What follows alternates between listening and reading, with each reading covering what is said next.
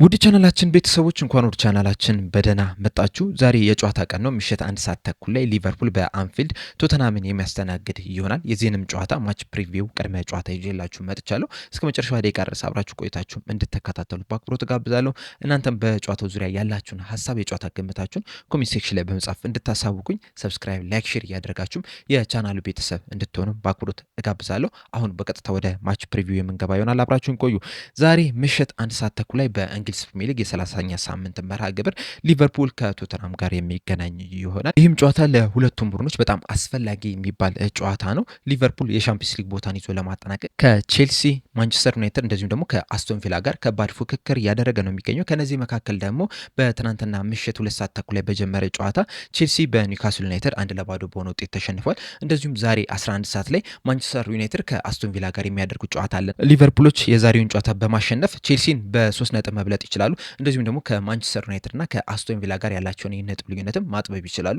ምናልባት አንዱ ቡድን የሚያሸንፍ ከሆነ የተሸነፈው ቡድን ጋር በነጥብ እኩል ሆነው በጎል ክፍያ መብለጥ ይችላሉ። እንደዚሁም ደግሞ ሁለቱም አቻ የሚለያዩ ከሆነ ደግሞ የነጥብ ልዩነትን ወደ አንድ ማጥበብ ይችላልና የዛሬ ጨዋታ ለሊቨርፑል በጣም ወሳኝ የሚባል ነው። እንደዚሁም በተመሳሳይ መልኩ ደግሞ ለቶተናምን በጣም ወሳኝ የሚባል ጨዋታ ነው። ዘንድሮ እንግዲህ ቶተናሞች ከፕሪሚየር ሊጉ ላለመውረድ ከፍተኛ ጥረት እያደረጉ ነው የሚገኙት። ከኖቲንጋም ፎረስት እና እንደዚሁም ከዌስትሃም ጋርም ከባድ የሚባል ፉክክርን እያደረጉ ነው የሚገኙት። ትናንትና ምሽት 5 ሰዓት ላይ በተደረገ ጨዋታ ደግሞ ዌስትሃም ከማንቸስተር ሲቲ ጋር አንዳቻ በሆነ ውጤት ማጠናቀቅ ችሏል። ከጨዋታው በፊት እንግዲህ ማንቸስተር ሲቲዎች ይህንን ጨዋታ ያሸንፋሉ ተብሎ ተገምቶ ነበረ። ነገር ግን ዌስትሃሞች በጣም በጥንካሬ በመጫወት 1 ነጥብ ይዘው መውጣት ችሏል። በዚህም ምክንያትም ከቶተናም ጋር ያላቸው የነጥብ ልዩነት እኩል ማድረግ ችሏል። ሁለቱም 29 ነጥቦችን መሰብሰብ ችሏል። ቶተናም ግን በጎል ክፍያ ከዌስትሃም የተሻለ በመሆኑ ምክንያት 16ኛ ደረጃ ላይ ሊቀመጥ ይችላል። ኖቲንግሃም ፎረስት ዛሬ 11 ሰዓት ላይ ከፉልሃም ጋር የሚያደርጉት ጨዋታ አለና ይህንን ጨዋታ የሚያሸንፉ ከሆነ ቶተናምን በልጠው 16ኛ ደረጃ ላይ መቀመጥ ይችላሉ እና ምሽት 1 ሰዓት ተኩል ላይ ከሊቨርፑል ጋር የሚያደርጉትን ጨዋታ ከመጀመራቸው በፊት ምናልባትም 17ኛ ደረጃ ላይ ተቀምጦም ልናገኛቸው እንችላለንና ቶተናሞች ከፕሪሚየር ሊጉ መውረድ የማይፈልጉ ከሆነ ቢያንስ ከዌስትሃም እና ከኖቲንግሃም ፎረስት የተሻለ ነጥብን መሰብሰብ መቻል አለባቸውና ከዚህ በኋላ የሚያደርጓቸው እያንዳንዱ ጨዋታ ለነሱ የሞትና የህይወት ጉዳይ ነው የሚሆንላቸውና በጣም ከፍተኛ ጥረት ያደርጋሉ ተብሎ ነው የሚጠበቀው። እዚህ ምክንያትም የዛሬው ጨዋታ እንዲጠበቅ አድርጎታል። ነገር ግን ደግሞ ዘንድሮ ቶተናሞች እያሳዩት ያለውን አቋም ስንመለከት ግን ይህንን ጨዋታ ያሸንፋሉ ተብሎ አይጠበቅም። ለሊቨርፑልም በጣም ከፍተኛ የሚባል ግምትም ነው የተሰጣቸው። አሁን ለምሳሌ ያለፉትን 5 ጨዋታዎች እንኳን ብንመለከት ቶተናሞች ምንም ጨዋታ ማሸነፍ አልቻሉም። አዲሱ አሰልጣኝ ኢጎር ቶዶር ራሱ ያለፉትን 4 ጨዋታዎችን መምራት ችሏል በአሰልጣኝነት።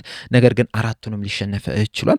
በአርሰናል 4-1፣ በፉልሃም 2-1፣ በክሪስታል ፓላስ 3-1 እንደዚሁም ደግሞ በአትሌቲኮ ማድሪድ 5-2 በሆነ ውጤት ነው የተሸነፈውና ምን ያህል በጣም ከባድ የሚባል ጊዜን እያሳለፉ እንደሆነ በዚህም መመልከት እንችላለን። ከመሸነፋቸው በተጨማሪም በጨዋታዎች ላይ እያሳዩት ያለው እንቅስቃሴ ስንመለከት ራሱ በጣም የወረደ ነውና ሊቨርፑሎች የዛሬውን ጨዋታ የግድ ማሸነፍ መቻል አለባቸው። ይህንን ጨዋታ ባሸነፉም እንኳን ራሱ አቻ ከወጡ እንደ ሽንፈት ነው መቁጠር መቻል ያለባቸው። ምክንያቱም ሊቨርፑሎች በዚህ ሰዓት ከቶተናም በጣም የተሻሉ ቡድን ናቸው። በእርግጥ ካለፉት 3 ጨዋታዎች 2ቱን ተሸንፏል፣ በወልቭስና በጋላታሳራይ። እንደዛም ቢሆንም ግን ከተጫዋቾች ጥራት አንጻር ስንመለከተው ዘንድሮ እያሳዩት ካለው አቋም አንጻር ስንመለከተው ከቶተናም በጣም የተሻለ ቡድን ነው ሊቨርፑልና ይህንን ጨዋታ የግድ ማሸነፍ መቻል አለባቸው። ከዚህ በተጨማሪም ከአቋማቸው በተጨማሪም ደግሞ የተጫዋቾችን ጉዳት ስንመለከት ሊቨርፑል የግድ ይህንን ጨዋታ ማሸነፍ እንዳለበት በደንብ የምንገነዘብ ይሆናል። የሊቨርፑልን የተጫዋቾች ጉዳት ስንመለከት በዚህ ሰዓት ላይ ጆቫኒ ሊዮኒ፣ ኮነር ብራድሊ፣ ስቴቨን ባቼቲች፣ ዋታሮ ኤንዶ እንደዚሁም ደግሞ አሌክሳንደር ኢሳቅ በእርግጠኝነት በዚህ ጨዋታ ላይ የማይኖሩ ናቸው። አሊሰን ቤከር እና ፌዴሪኮ ኬዛ ግን በዚህ ጨዋታ ላይ ሊሰለፉም ላይሰለፉም የሚችሉበት እድል አለ። አሰልጣኝ አርነ ስሎትም አርብ ዕለት በነበራቸው ጋዜጣዊ መግለጫ ላይ እንደተናገሩት ከሆነ ፌዴሪኮ ኬዛ አርብ ዕለት ልምምድ ይሰራል ብለን እንጠብቃለን። እንደዚሁም አሊሰን ቤከርም ለእሁዱ ጨዋታም ይደርሳል ብለን እንጠብቃለን። ነገር ግን ለእሁዱ ጨዋታ የማይደርስ ከሆነ በእርግጠኝነት ለሮቡ ጨዋታ የሚደርስ ይሆናል የሚል አስተያየታቸውን ሰጥቷልና አሁንም ድረስ የአሊሰን ቤከር የመመለስ ያለመመለስ ጉዳይ እስካሁን ድረስ አልተረጋገጠም። ነገር ግን በዚህ ጨዋታ ላይ ቢያንስ ተቀያሪ ወንበር ላይ ሊቀመጥ የሚችልበት እድል አለ ተብሎ ነው የሚጠበቀው። በቶተናም በኩል ያሉትን የተጫዋቾች ጉዳት ስንመለከት ቢሱማ፣ ኢዶጊ፣ ዴቪድሰን፣ ሮሜሮ፣ ክሎሶቭስኪ፣ ማዲሰን፣ ፖሊሂኖ፣ በርጋቬል፣ ቤንታኩር፣ ኩዱስ እንደዚሁም ደግሞ ኦድበርቴ በጉዳት ላይ የሚገኙ ተጫዋቾች ሲሆኑ ሚኪ ቫን ደቪን ደግሞ በቅጣት ምክንያት በዚህ ጨዋታ ላይ የማይኖር ይሆናልና ኦልሞስት ቋሚ 11ቸው በዚህ ጨዋታ ላይ አይኖርምና እነዚህ ሁላ ተጫዋቾች ጉዳት እያሉባቸው ሊቨርፑሎች ይህንን ጨዋታ አሸንፈው የማይወጡ ከሆነ ምናልባትም ከወልቭሱ ሽንፈት በላይም ይህ የባሰ ሽንፈት ይሆናል ብዬ ነው የምጠብቀውና ሊቨርፑሎች የግድ ይህንን ጨዋታ ማሸነፍ መቻል አለባቸው። እንደዚሁም ደግሞ የእርስ በርስ ግንኙነትም ስንመለከት ራሱ ሊቨርፑል ላይ የበለጠ ጫና የሚፈጥር ይመስለኛል። ባለፉት 36 የእርስ በርስ ግንኙነቶች ሊቨርፑል 21ዱን ማሸነፍ ሲችል ቶተናሞች 7ቱን ብቻ ነው ማሸነፍ የቻሉት፣ 8ቱን ደግሞ አቻ በሆነ ውጤት ነው ማጠናቀቅ የቻሉት። እንደዚሁም ደግሞ ባለፉት 5 ጨዋታዎች ሊቨርፑል አንዱን ብቻ ነው የተሸነፈው፣ ቀሪዎቹን 4 ጨዋታዎች ማሸነፍ ይችላል። ከነዚህ መካከል 6-3 እንደዚሁም ደግሞ 4-0 5-1 ያሸነፉበት ውጤት ተጠቃሽ የሚባሉ ጨዋታዎች ናቸው። በተለይ ባለፈው ሲዝን ሊቨርፑል በአንፊልድ ከቶተናም ጋር ሲገናኝ እንግዲህ የሊቨርፑል በጣም ምርጥ የሚባል ቀን ነው የነበረው። ምክንያቱም በዛ ጨዋታ ላይ ሊቨርፑሎች 1-0 እየተመሩ ከዛ በኋላ ባስቆጠሯቸው 5 ግቦች የፕሪሚየር ሊግ ዋንጫ ማሸነፋቸውን ማረጋገጥ ችለው ነበርና በጣም አስደናቂ የሚባል ጨዋታ ነው ነበር። በዚህ ሲዝን ያደረጉትን የመጀመሪያውን ዙር ጨዋታ ስንመለከት ግን ሊቨርፑሎች በጣም ተቸግረው ነበረ ጨዋታውን አሸንፈው መውጣት ችለው የነበረው። በተለይ በጨዋታው ላይ ጥሩ የሚባል ጅማሩን መጀመር ችለው የነበሩት ቶተናሞች ናቸው። እስከ 33ኛው ደቂቃ ድረስ ቶተናሞች የበላይነት ማሳየት ችለው ነበር። ሊቨርፑሎች ከኋላ መስርተው ራሱ መውጣት ሲቸገሩ መመልከት ችለናል። እንደዚሁም 3 4 5 የተሳኩ ቀበብሎችን ራሱ ማድረግ ሲቸገሩ ተመልክተን ነበረ። ነገር ግን 33ኛው ደቂቃ ላይ ዣቪ ሲሞንስ በሰራው ጥፋት በቀጥታ ቀይ ካርድ ከወጣ በኋላ ነው ሊቨርፑሎች የተሻለ የሚባል እንቅስቃሴን ማድረግ የቻሉት። በዛም 2 ግቦችን ማስቆጠር ችለው ነበር።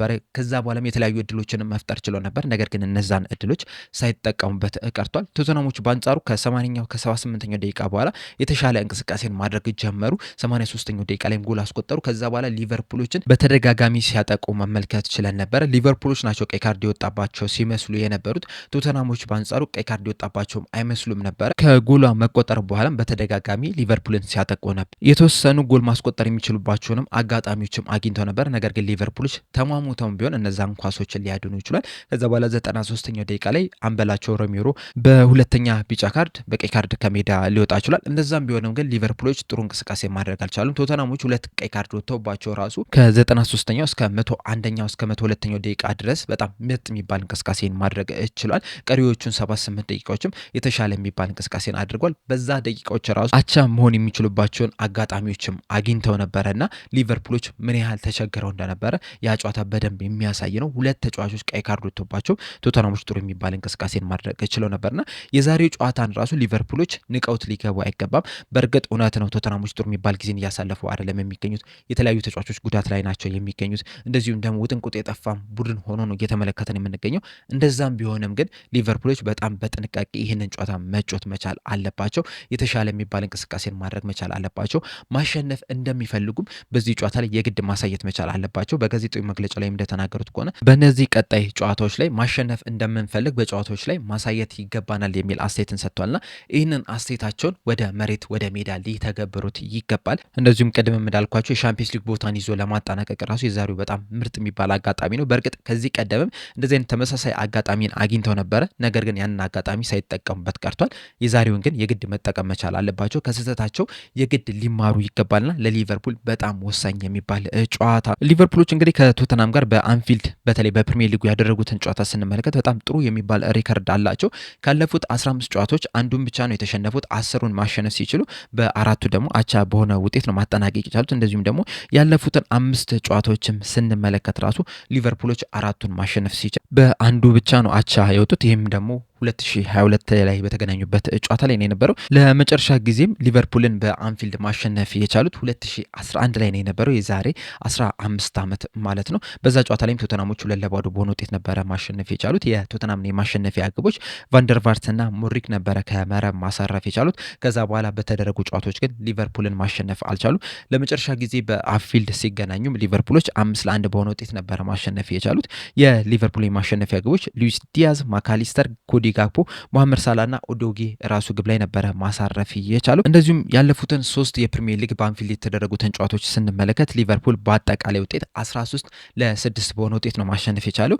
5-4 ግቦችን ማስቆጠር ችሏልና በአንፊልድ ቶተናም ላይ ከፍተኛ የበላይነት የሚያሳይ ቡድን ሆኖ መመልከት ይችላልና የዛሬውንም ጨዋታ እንግዲህ ሊቨርፑሎች ያሸንፋሉ ተብሎ ይገመታል። በዛሬው ጨዋታ ላይ ይዞት የሚገቡትን አሰላለፍ ስንመለከት ደግሞ የተለያዩ ለውጦችን ሊያደርጉ ይችላሉ ተብሎ ይጠበቃል። በተለይ ደግሞ ቀጣይ ሮብ በሻምፒዮንስ ሊጉ ከጋላታሳራይ ጋር የመልስ ወሳኝ ጨዋታ አለባቸውና ያንንም ጨዋታ እያሰቡ በዛሬው ጨዋታ ላይ የተለያዩ ለውጦችን ሊያደርጉ የሚችሉበት እድል አለ ተብሎ ይጠበቃልና ይህንን ይዞት ሊገቡት የሚችሉትን የግምታዊ አሰላለፍ ስንመለከት በረኛ ላይ ማማርዳሽቪሊ በቋሚነት ሊጀምር የሚችልበት ከፍተኛ እድል አለ ተብሎ ይጠበቃል። በተለይ አሊሰን ቤከር ሙሉ ለሙሉ ለዚህ ጨዋታ የማያገግም ከሆነ ማማርዳሽቪሊን በቋሚነት ያስጀምሩታል ተብሎ ይጠበቃል።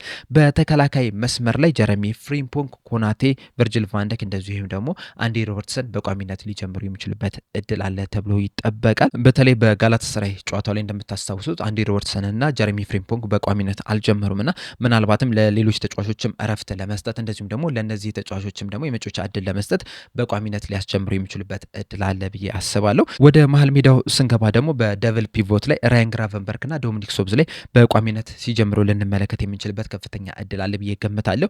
10 ቁጥር ቦታ ላይ ደግሞ ፍሎሪን ቪርትስን በቋሚነት አስጀምሮት ልንመለከት እንችላለን። የፊት ለፊት መስመር ላይ በግራ ክንፍ ኮዲ ጋክፖ፣ በቀኝ ክንፍ ሪዮ ኦንጉማ እንደዚሁም ደግሞ 9 ቁጥር ቦታ ላይ ሂጎ ኢኪቲኬን በቋሚነት ያስጀምሩታል ብዬ ነው የምገምተው። መሐመድ ሳላ እንግዲህ ሰሞነኛ ብቃቱን ስንመለከተው ያን ያህል ጥሩ የሚባል አይደለም። እንደዚሁም አሰልጣኝ አርነ ስሎትም እንደተናገሩት ከሆነ ከሚመጡት 3 ጨዋታዎች መካከል አንዱን ሪዮ ኦንጉማ በቋሚነት ይጀምራል የሚል አስተያየትን ሰጥቷልና ይህ ጨዋታ ደግሞ ለሪዮ ኦንጉማ በጣም የተሻለ ጨዋታ ብዬ ነው የማስበው። በመጀመሪያ ደረጃ በሜዳቸው የሚያደርጉ ጨዋታ ነው። ሁለተኛ ደግሞ ቶተናሞችም ዘንድሮ ጥሩ የሚባል እንቅስቃሴን እያደረጉ አይደለም የሚገኙና ለሪዮ ኦንጉማ የተመቸ ጨዋታ ይሆናል ብዬ አስባለሁ። ከዛ በመቀጠል ግን ለነ አሌክስ ማካሊስተር እንደዚሁም ለመሐመድ ሳላ፣ ሚሎስ ኬርኬዝ የእረፍት ጊዜ ይሰጣቸዋል የሚል ግምት ነው ያለኝና በዛሬው ጨዋታ ይህንን አሰላለፍ ይዘው ይገባሉ ብዬ አስባለሁ። እናንተስ በዛሬው ጨዋታ ላይ ምን አይነት አሰላለፍን ሊጠቀሙ ይችላሉ? ሀሳባችሁ እንዳለ ኮሜንት ሴክሽን ላይ በመጻፍ አሳውቁኝ። በመጨረሻም የዚህ ጨዋታ ግምቴን ሳስቀምጥ ሊቨርፑል ይህንን ጨዋታ 4-1 በሆነ ውጤት ያሸንፋል የሚል ግምት ነው ያለኝ። በተለይ ቀደም የጠቀስኩላችሁ ምክንያቶችን ስንመለከት ዘንድሮ ቶተናሞች እያሳዩ ያሉትን አቋም፣ ሰሞነኛ ብቃታቸውን፣ የተጫዋቾችን ጉዳት፣ በአንፊልድ ያላቸውን ሪከርድ ስንመለከት ሊቨርፑሎች ይህንን ጨዋታ ኮምፈርተብል ሆኖ ያሸንፋሉ የሚል ግምት ነው ያለኝ። በጨዋታው ላይም ሪዮ ኦንጉማም ጎል ያስቆጥራል የሚል ግምት አለኝ። የእናንተ ግን የጨዋታ ግምታችሁን ጨዋታው ላይ ያላችሁን ሀሳብ እንዳለ ኮሜንት ሴክሽን ላይ በመጻፍ አሳውቁኝ። ለአሁን እኔ እዚህ ላይ አበቃው። እስከ መጨረሻ ደቂቃ ስለተከታተላችሁን ከልብ አመሰግናለሁ። በቀጣይም በሌላ እስከምንገናኝ ድረስ ሰብስክራይብ፣ ላይክ፣ ሼር ማድረግ እንዳትረሱ። ቸር ያቆየን።